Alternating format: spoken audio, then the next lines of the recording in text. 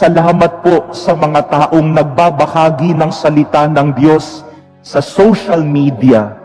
Lagi ninyong sineshare yung mga homily namin dito. Salamat sa inyo.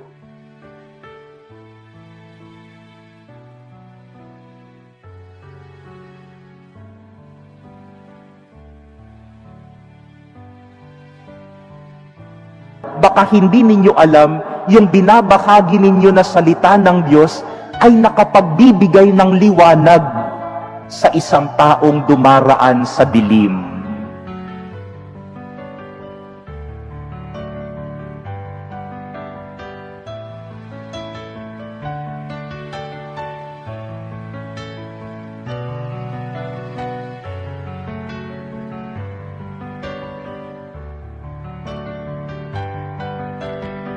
Good afternoon, my dear brothers and sisters. Please greet one another. Good afternoon. And this second Sunday of Easter, we are celebrating the feast of the Divine Mercy, ang dakilang awa ng Diyos. Pwede bang pakisabi ninyo sa katabi nyo, may awa ang Diyos. Pakisabi nyo ng mid-conviction, may awa ang Diyos. Yung iba parang hindi naniniwala, may awa ang Diyos. No? May awa ang Diyos. No? At yan ang ipinagdiriwang natin ngayong ikalawang linggo sa Pasko ng muling pagkabuhay. Na ang Diyos na sinasamba natin, ang Diyos na nilalapitan natin, ang Diyos na sinusundan natin ay punong-puno ng awa para sa atin. Amen? Father, paano ba namin maiintindihan ang awa ng Diyos? Paano ba namin matutularan ang awa ng Diyos? Paano nga ba natin matatanggap ang awa ng Diyos? In our gospel for today, nakarinig na naman tayo ng isang kwento ng pagpapakita ni Jesus na muling nabuhay sa kanyang mga alagad. And what is unique in this story ay nung nagpakita si Jesus, kulang ang mga apostol. Kung matatandaan natin, after the resurrection, 11 na lang sila. At sa storyang ito, nung nagpakita ang Panginoon, 10 lang sila. Sinong wala? Sino? Thomas. Wala si Tomas.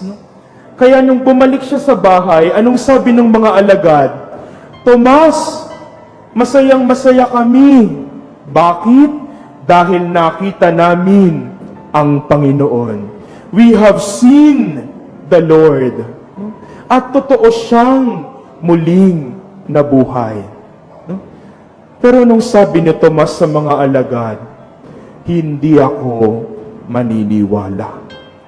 Hanggat hindi ko na ipapasok ang daliri ko sa sugat sa kanyang kamay, at hindi ko na ipapasok ang kamay ko sa kanyang tagiliran, hindi ako maniniwala. Kung bibigyan natin si Tomas ng motto sa buhay, marahil ang motto niya ay, to see is to believe.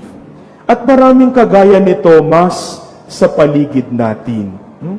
Yung hindi maniniwala hanggat hindi nakikita. O baka naman ikaw mismo, si Tomas. Hindi ako maniniwala, Father, hanggat hindi ko nakikita. Pero sa ebanghelyong ito, tinuturuan tayo ng Panginoon na ang mga taong nananampalataya, ang mga taong nananalig, hindi ganyan ang paniniwala. Anong sabi ng Panginoon? Mapapalad ang mga taong kahit hindi nila ako nakita, nananampalataya. Blessed are those who have not seen and have believed. Yan ang mga taong nananalig. Yan ang mga taong tunay na nananampalataya. dahil nananalig at nananampalataya sila sa Diyos, nabubuksan ang mata nila para makita nila ang pagkilos ng Diyos sa kanilang buhay. Kaya magandang tanungin yung ating sarili. Pag minsan naiisip natin, parang hindi ko naman nararamdaman ng Diyos sa buhay ko. Father, parang hindi naman napapakinggan ng Diyos yung mga panalangin ko. Father, parang hindi ko nararamdaman yung presensya ng Diyos na kumikilos sa buhay ko. Baka kulang ang pananampalataya. Baka hindi pa lubos ang pananalig sa Diyos. Ang mga taong nananampalataya, ang mga taong nananalig, ang siyang makakakita sa Panginoong muling nabuhay sa kanilang buhay. At paano ipinapakita sa atin ang awa ng Diyos sa kwentong ito? Nakita natin kung paano pinatunayan ni Jesus na siya'y muling nabuhay sa kanyang alagad na si Tomas. Anong ginawa ng Panginoon? Anong sabi niya kay Tomas? Lumapit ka rito, ipasok mo ang daliri mo sa sugat ng aking kamay, ipasok mo ang kamay mo sa tagiliran ko, huwag ka nang mag-alinlangan, maniwala ka na. At ito ang ibig sabihin ng awa ng Diyos. Ang awa ng Diyos ay yung kakayahan natin na hawakan yung sugat ni Kristo sa sugat ng kapwa natin. Yung kakayahan nating mahawakan yung sugat ng Panginoon sa mga kapatid nating nagdurusa, nagpapakasakit, naghihirap sa paligid natin. Ang awa ng Diyos ay hindi lang pakiramdam, hindi lang emosyon, kundi ang awa ng Diyos laging may kasamang mabuting gawa. Kasi mga kapatid, aminin natin o hindi, pag naririnig natin yung salitang awa, anong unang pumapasok sa isip natin? Pakiramdam. Di ba? Pag nakakita kayo ng bata sa kalansangan, napakalat-kalat, walang makain, walang matirhan, anong sinasabi ninyo? Kawawa naman siya. Pag nakakita kayo ng mga tao na natutulog sa kalsada, walang maayos na damit, walang maayos na matirhan, anong sinasabi ninyo? Kawawa naman siya. Pag may kakilala kayo, mahal nyo sa buhay na may sakit, o kaibigan ninyo na nagdurusa sa buhay, anong sinasabi ninyo? Kawawa naman yung taong iyon, ano? Pero ang awa ng Diyos hindi ganoon. Ang awa ng Diyos hindi lang pakiramdam, hindi lang emosyon, hindi lang naiiwan sa isip. Ang awa ng Diyos ipinararamdam sa mabuting gawa. Yan ang pinakita sa atin ng Panginoon. Di ba sa mga ebanghelyo, kapag may mga taong nagugutom, anong sinasabi ni Jesus? Sinasabi lang ba niya na, ay kawawa naman sila, wala silang makain? Anong ginagawa ng Panginoon? Pinapakain ang mga nagugutom. Pinapatawad yung mga makasalanan. Pinagagaling yung mga may sakit. Dinadamayan yung mga taong itinataboy sa lipunan.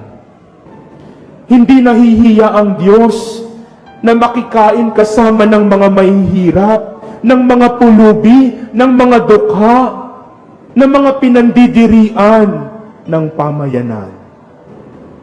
Ganun ang awa ng Diyos. Hindi lang niya sinasabing kawawa naman sila. May ginagawa siya para iangat ang buhay ng iba. At sana mga kapatid, yan din ang maganap sa buhay natin.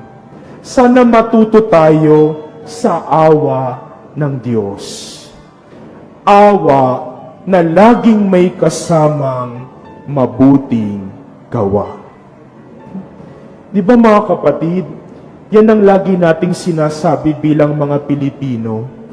kapag dumaraan tayo sa matinding pagsubok, problema sa buhay natin, anong lagi nating sinasabi?